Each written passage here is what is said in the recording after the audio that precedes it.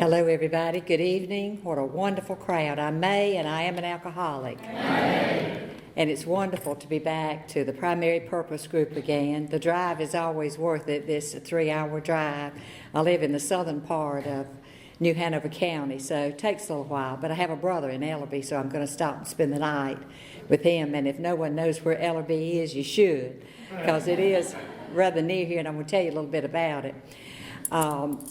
We did have a lovely dinner, and thank you, Laura, and thank you, Cynthia, wherever you are. Cynthia, say yes.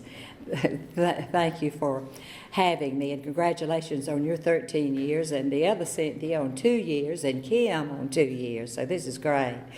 I see a lot of familiar faces, and of course my little buddy Wallace, but I promise I won't tell about us, Wallace, if you'll behave yourself tonight. I will. So I always bring my journal with me because it is my security blanket. And I was taught early on to use a journal and just to write down my feelings, not necessarily that I've just gone to the grocery store today or whatever.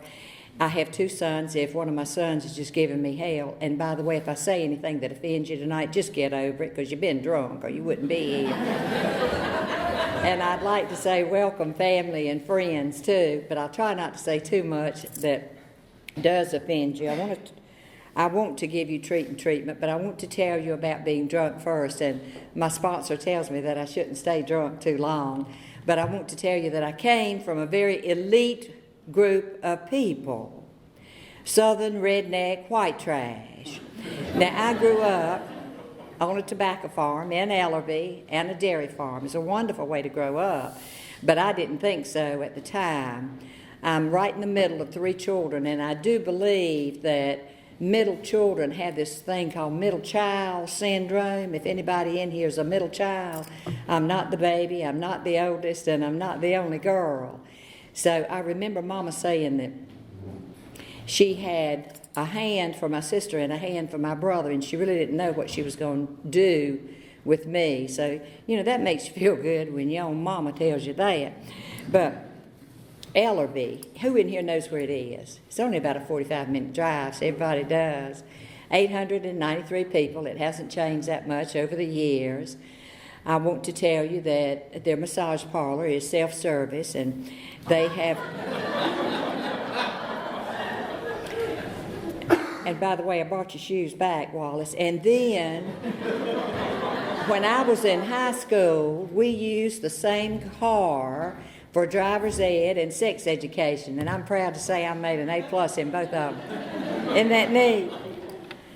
My father was an alcoholic. He died at 50 of this disease, and I hated him with a passion because he embarrassed the family. He would get drunk every weekend, and he would lay out of work when he did go to what we call public work and stop farming. And I'll tell you his story right off the bat, because he had been dead for many years when I went to make my amends to his gravesite in a family cemetery, and that was one of the toughest amends I've ever made. After he had been gone about 10 years, I found out that, and I will certainly capsulize this, that he was born in West Jefferson, North Carolina, and he was the oldest of 4 children. There was boy, my daddy, girl, boy, girl. They're all gone now. But in a drunken stupor, my father's father shot and killed his mother. And there was such a shame back then, about 1924, 1925, I don't know exactly. And they changed the spelling of their last name, so it's extremely difficult to trace my genealogy, and I'm not sure. One of my good friends, she's one of these hoity-toity women, with everything just right and so forth, and she said, May, have you been able to trace your family history on it? I said, well, yeah, a little bit. She said, well, I can date mine back to the Revolutionary War. My great-great-great something another was a general in the war. She said, what about your folks? I said, most of them in jail, Margaret.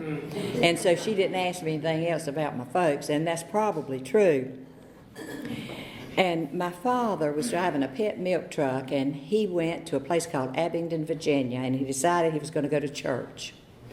And he saw this pretty little brown-haired, meadow blue-eyed, good-looking 21-year-old, and he decided he had to have some of that. So he punched his buddy with whom he lived in a flop house, and he said, I'm going to marry that little girl. Well, Daddy was quite a BSer, and of course most of us are. So he fell in stride with her mom and her daddy, and he asked her mama, he said, Lady, do you know of a place where a fella, a lonely fella, can get a good meal? And of course she immediately, being a good Southern Virginia woman, said, oh yes. She said, won't you come home? She said, I have 2 chickens fried. You come join us. And then it was on. My mother was so nervous about getting married that they eloped to Kingsport, Tennessee, and when I found this out later. And Mama was so scared, even at 21, that when he brought her back home to get her clothes, she jumped in the bed with her mama and stayed there 3 days and wouldn't even come out. And finally, Daddy came and got her. So I'd like to know the rest of that story, but it sounds interesting, doesn't it? But Daddy did things like, I had a date with Charles, who was the quarterback on the Rockingham football team. Now, this is Rockingham, North Carolina, of course, and Charles was one good-looking piece of eye candy, honey, and I was just tickled to death to get my date with him, and he came to get me. And our old farmhouse, we were real redneck farmers. We had the washing machine out on the front porch and the deep freeze out there so that everybody could see it, when they came by. And Daddy said, I think we ought to put the Pepsi Cola cooler out there too. And he had stolen that, I think, so we put that on the front porch. So Charles had to come all the way around to the back of the house. And I told Mom, I said, whatever you do, don't let Daddy out. He's drunk, toe up from the floor up. And so what happened was, right as I got to the car, Charles was opening the passenger door for me. And when he did that, here came Daddy in a strut. He said, you little SOB, he said, if you touch my daughter, I will cut you from end to end. And of course, I went right back into the house, just mortified. And I never thought Charles would ask me out again, but he did. But I didn't end up marrying him. And I'm going to bring you a little bit up to date here.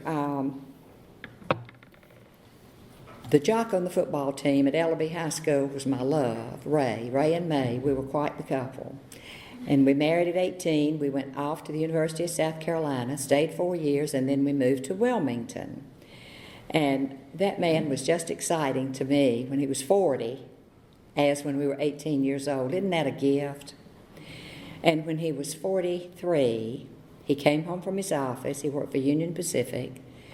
And we sat down on my younger son's waterbed to help him decide if he was going to wear his purple shirt or his gray shirt that night. We decided on the gray.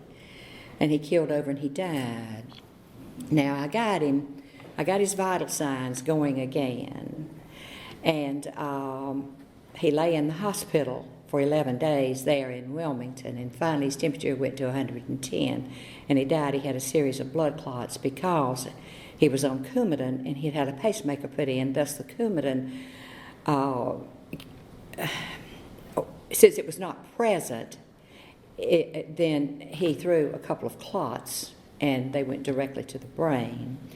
Well, the night after he died, I was drunk, and we buried him in our family cemetery in Ellerby, and I was drunk, and I was drunk. That's when I crossed that invisible line. I sobered up to go to the funeral, and that's about it. For 3 long years, I went to church, I taught Sunday school, I was a deacon in my church, and I did not have a clue about God. I taught Sunday school with the most horrible hangover. And these 3 long years of grieving and poor pitiful me, and blaming people, blaming Ray because he had died, blaming Mom and Daddy because they never hugged me or they never showed me a lot of attention or I wasn't their favorite child, all of this. And I ran off every friend I ever had as well as our 2 sons. And we had planned on having a 3rd child, but he died so early that we did not have a chance to. And that has been 23 years ago, and it really doesn't seem like it. Oh, honey, I've got some old geezers I want to tell you about that chase me, and I just love it. Now, These 3 long years were years of isolating. I drank wine, I drank liquor, and I remember buying some of that, how do you pronounce that, Pope off vodka, whatever it is. Yes, anyway, I thought you'd know that. And then I drank that, and I didn't worry about getting too fat because I knew I was going to throw up later. And then I would have the pizza guy deliver pizza, and I would open the door just that much so he could get that pizza in there, and I'd eat the whole pizza because, as I said, I didn't worry about getting fat because I knew I was going to throw up against the wall later. And my 2 grandchildren were born within those 3 years, and I was drunk when they were born. Therefore, I shamed myself over and over and over again. So I decided I needed to do something, and I had no idea about a treatment center or anything like that. So what I did, I got up, I took a shower, went to the liquor store, and I had this box that I would put my booze in because I thought I was too good to have somebody see me, coming out with a little brown paper sack. And I wear a size 9.5 or 10 shoes, so a 5th will fit just perfectly in my shoe box. And I would put my box up on the counter, and I told them, I said, don't give me any of that pop-off stuff. I said, don't give me any of that because I got sick last time. They said, what you want? I said, well, whatever's the cheapest. So that's the way I got my liquor.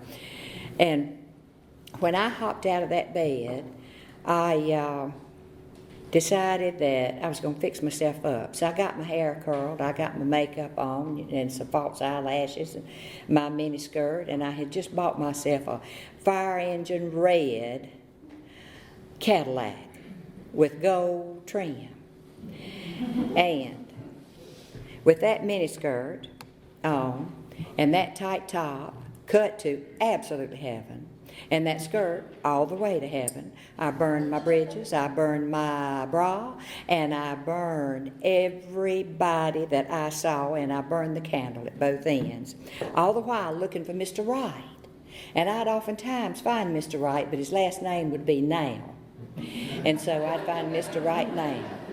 And that didn't seem too much of a problem, because you men folks seem to like big boobs and a big booty and big hair. And honey, I am blessed with all 3 of them. Well, what I did with these men folks was something that some of you women may have done too.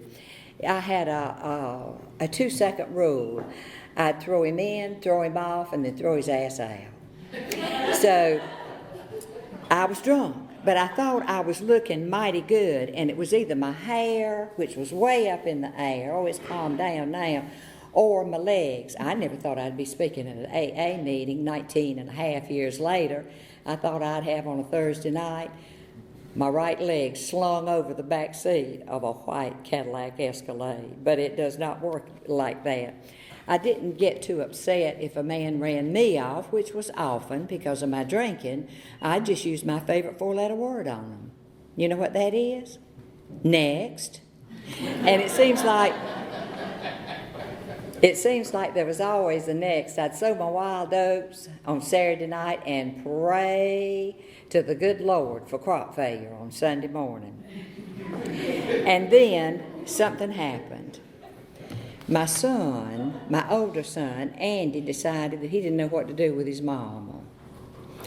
So they decided they were going to send me to a treatment center. Well, I was already 40 years old, so I decided that I was going to go to an old folks' home. That's what I thought it was.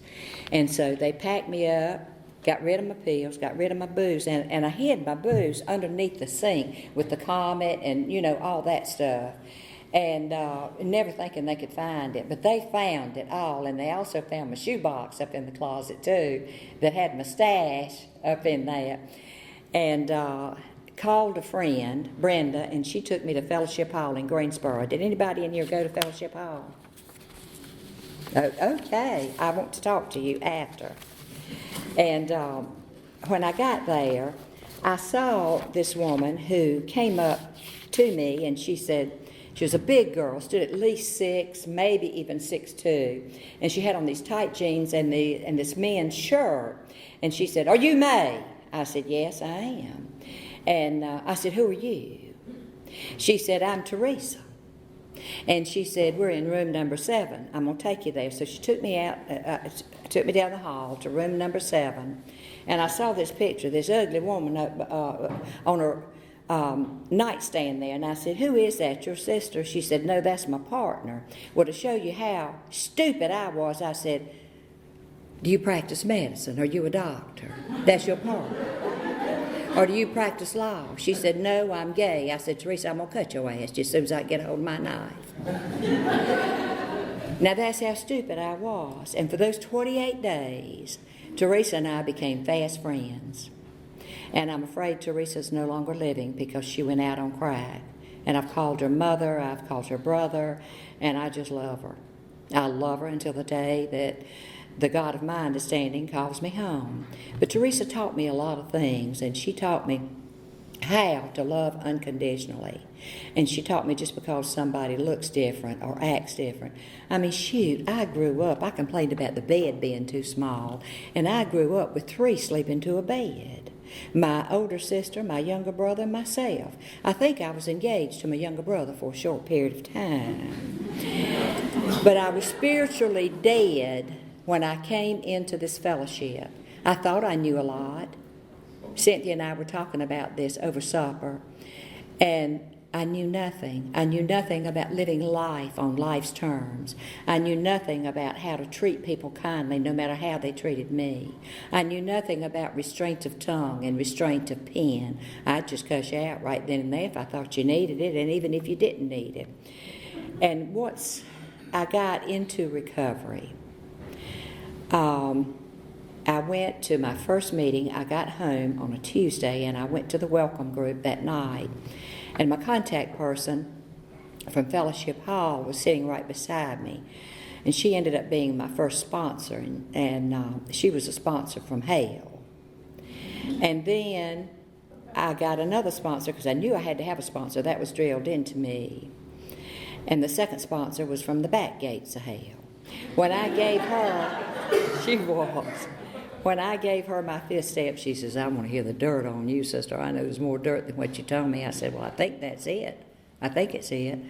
And it was. And then I got the sponsor that I have now that I've had for 19 years. Her name is Flo.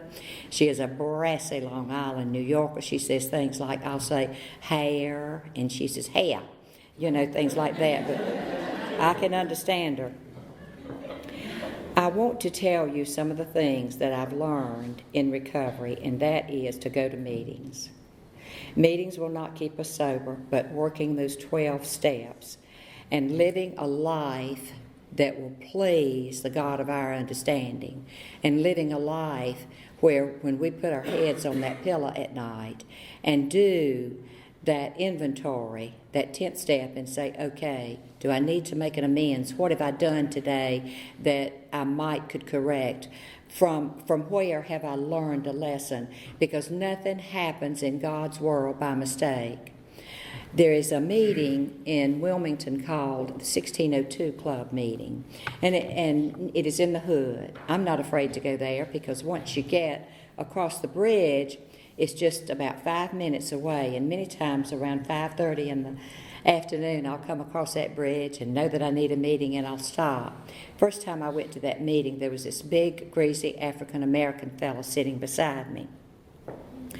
And he didn't smell very good, and he scared me. And the meeting was just about over. It was probably about 10 minutes left in the meeting. And Albert decided that he was going to share. This has been 14, 15 years ago. And Albert said something that I came home and wrote in my journal. He said, I believe I have 3 lives. And I swear that man had just crawled out from under a bridge. He said, I have the life of misery and despair and shame when I was out there drinking. And he said, I have the good life that I have today because I'm sober. And he said, I know without a doubt I will have life in paradise when I leave this earth, and there's no reason to be afraid of death and dying. When the meeting was over, I gave Albert a hug, and I'll run him down to give him another hug every chance I see him. So that, on my part, was contempt before investigation. Albert's one of my favorite people in this whole wide world, and I have that written down in my journal, what Albert said. And you better believe I listen to him every time I hear him share. And many times I'll go to that meeting just in hopes Albert is there. So if there are any newcomers in here, if somebody looks seedy to you or doesn't smell good or you don't think looks good or is not your caliber of people, get over it. Because we're all here for the same purpose. And my sponsor can only help me with one thing, and that is how to stay sober. She's been sober 29 years. And I figure anybody that's been sober that long, and she's been married 51 years, that I can learn from her. And I can learn from Albert. And I can learn from each one of you just by listening. And one thing, it is so simple. When my boys come over with their families, I'm a good Southern cook. I love to fry chicken, have collard greens, hot biscuits, and all that stuff. Keep in mind where I grew up.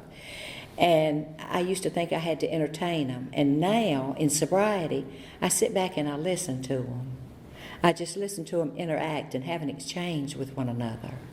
I listen to them, how they tell me how they used to ride their dirt bikes and jump these gigantic mountains of dirt, and things they used to do that their father would say, "Let's not tell your mom." So if you just listen and listen, you'll learn a whole lot. And that the little words, thank you, and that's something that I'm still learning. Thank you and please. That is so elementary. Or holding hands when you cross the street, whether you're with a man or with a woman or with a child, whatever. Hold hands when you cross the street. I love to do that. And also, today, all of my houseplants are alive, and I haven't smoked a single one of them. And I'm happy about that. The heaviest thing that I can carry is a resentment. There are two kinds of people in my life, those I can do with and those I can do without. That doesn't mean that I have to be angry with them, I don't have to be mean or whatever. I can just leave them alone, but when I see them, be very nice. And 6 a.m. is now when I get up, not when I go to bed. And when my car insurance goes down, my car payments go up. I got rid of that Cadillac, but I do love a hot car. And that I cannot do God's will my way. I had a little problem with my older son. He didn't like the way I'd handle something, and he jumped my case. And boy, I wanted to retaliate him, and this hasn't been too long ago. He was a child when I went back to making amends. He said, "Mama, drinking is no excuse. You saw your daddy drink, and I don't see why in the world you took to drink." But he doesn't understand. He doesn't understand that this is a disease, an allergy, and everything in my physical body and in my emotional makeup wants to drink, wants to ease that pain that I may be going through. But it will only make it worse. I'm afraid I might kill somebody, either in a car or with a gun or with a knife, if I got drunk again. And with this problem with my son, I had turned it over to God, and I was making up my bed. I remember this visit vividly. When I went to the other side to spread the comforter up, I had snatched it right back. And that is when I got me a God box.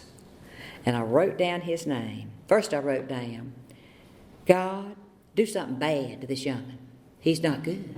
He's not treating his mama right." And then I thought, that just isn't right. That doesn't go along with my program. I wanted to snatch a knot in him. You snatch a young without beating him. I taught school for a while, and I quit teaching school when you couldn't beat young'uns anymore, because I think every one of them needs a good beating. And then what happened was I wrote that down. Please fix this situation. I'm going to stand out of the way. Please fix this situation with Andy. Within 3 days, Andy had called me and said, "Mama, I was rough on you, and I'm sorry." I thought, hallelujah. So I put me a thank you in that God box. So if you don't have a God box, don't use your shoe box for your liquor. Go ahead and cover that thing, and then use it for your God box or whatever needs to be done.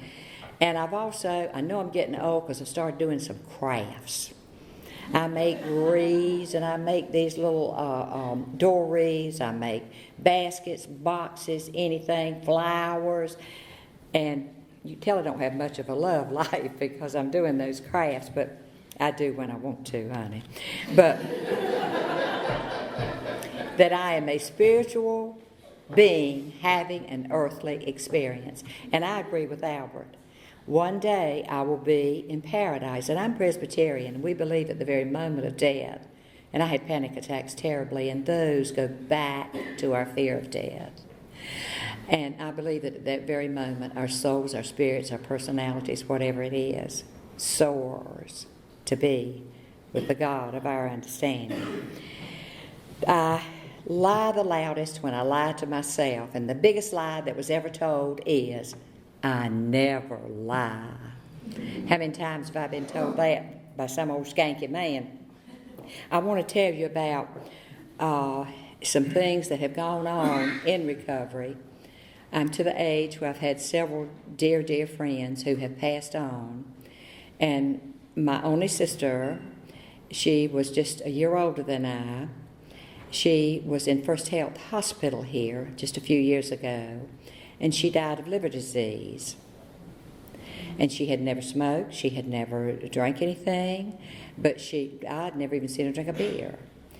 And when she died, I had stayed with her for 2 weeks.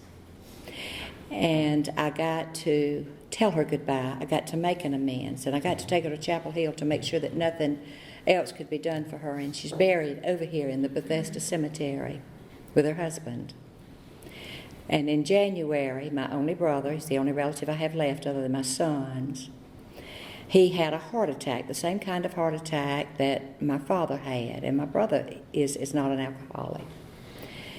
And he actually called me and asked me while his wife worked, she's a nurse, would I come and stay with him. Now, when I was drunk, he picked me up off the floor when I had knocked down Mama's dining room table and 8 of her dining room chairs. And these years of sobriety have brought me a relationship with my brother. And you know, in the South we have 2 names, Billy Bob. So I'm going to stay with Billy Bob tonight. And that my mother, somehow I know that she knows that her baby girl is sober today and that she's proud of me. I have to think that. And I have made my amends. I've been through the steps, and my sponsor makes me do another 5th step every single January because my anniversary, if I don't drink between now and January the 25th, I'll be out of the teen years and I'll have 20 years. And the years have passed so quickly, and they've been some of the sweetest years of my life. And I never thought they could be. But do you know why? I've worked the program. I've gleaned every bit of information that I can out of the program. And when I'm traveling with my business, I go to meetings out of town. And if you've never been to a meeting out of town, it's just like coming home. You're going to hear the steps, the traditions, the promises, and somebody's going to be outside smoking with you, and somebody's going to fix you a cup of coffee. And if you'll stay long enough, you might can pick you up a handsome fella too, lady. So it's the only way that I know to live today. It seems like I'm in another life, and it's such a much better life. I want to tell you a couple of things about Mama. Her favorite performer was the great Sophie Tucker.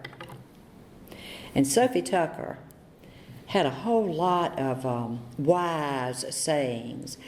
The great Sophie Tucker, the last of the Red Hot Mamas, says a girl needs her parents until she's 18. From 18 to 35, she needs her looks. From 35 to 55, a girl needs a good personality. And from 55 on, honey, a girl needs cash. So I'm working on the cash now. And I want to tell you about a couple of other people that have helped to save my life and have played a big part in my sobriety. And of course, we are a product of our parents.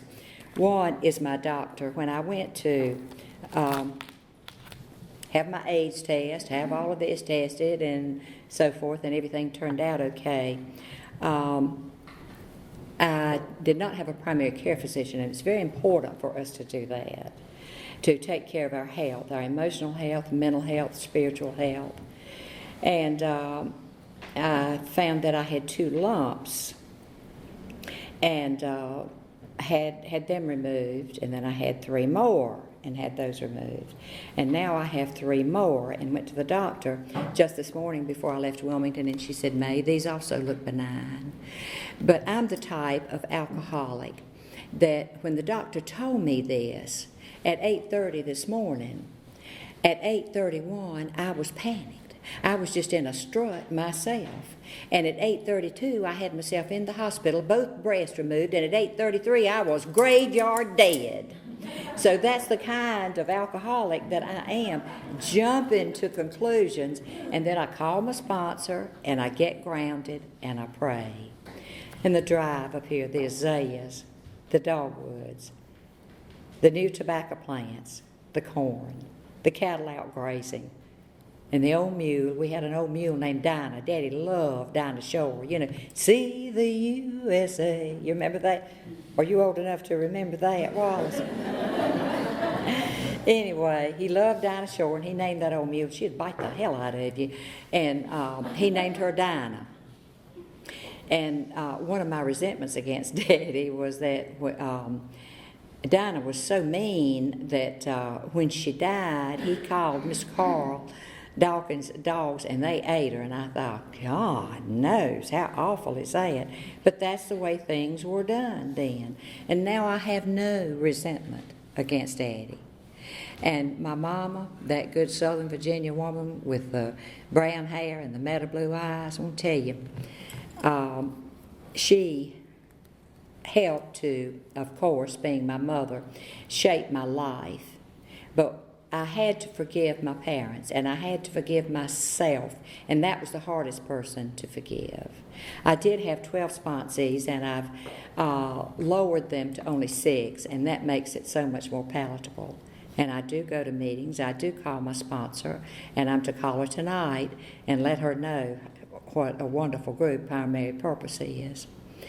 I want to tell you about 2 friends, and one is called Leila Francis. Now, Leila Francis had those same meadow blue eyes and was just a wonderful person. And she called me several years ago, and she says, May, can you drive up here and take me to get my driver's license renewed? Now, here is a woman who has no driver's license. It's expired. She has no car. She's in a nursing home. And she wants to get her driver's license renewed so she can get her hair fixed on Saturday, where she can go to church on Sunday. And all those other little ladies don't think she's nappy-headed, see. So I said, sure, can you go next Wednesday? She said, you betcha. You should see that picture on the driver's license. That smile looks that wide, and you can see those blue eyes, too, in that picture. Now, Leila Francis was somebody that I enjoyed doing things for. And when we got back to the nursing home, she said, May, you've always done anything that I've asked you to do, and I want to tell you how much I appreciate that. And I said, well, Leila Francis, let me fix your hair. I love to fix hair. And she said, oh, no, my hair's fine. She said, now I can drive to the beauty parlor. She said, you know, now that I have my open heart surgery, these old geezers here at the nursing home chase me. And she said, I like that. Now, this is a woman that helped to shape my life. And she died 2 weeks after getting those driver's license. And Leila Francis was my mama. And we buried her with that driver's license. And, of course, I was drunk that night. But today I'm not. And today I can tell Leila Francis' story. And I'm going to end on a high note to tell you about my best friend in high school, Patsy Ann. Now, Patsy Ann, little old bitty thing. And, of course, I'm tall, you know, and she and I were like twins all during high school, where you saw one, you saw the other. And she elected not to get married, not to go off to college right away. She went to work for then Piedmont Airlines, and she worked there for 17 years. Then Patsy Ann, remember in the South we have 2 names, she was recruited by an international airline, Air France. Oh, she was tickled to death. Called me up. She said, May, you're not going to believe it. Her first day on the job was on Friday. She worked all day. Her supervisor came to her and she told her, she said, Patsy Ann, you're going to make a wonderful employee. Now, what I want you to do, now that you're working for an international airline, I want you to answer that telephone, good morning. Now, keep in mind, she's from Ellerby, and she's a redneck like myself. She said, when you answer that telephone, I want you to say, good morning, Air France. Patsy Ann went home, practiced all weekend. Smart girl. 8:01 Monday morning, telephone rang. Good morning, Air France. Can I help you? So that's Patsy Ann. And I'm going to see her tomorrow after I spend the night at Billy Bob's and get him to take me to breakfast tomorrow morning at the Dixie Burger there in Ellerby and see some old friends. I hope I've helped you tonight to know that you can stay sober and to know that it's a good life. Primary Purpose is a wonderful group, and I thank you for having me. God bless you all. Good night.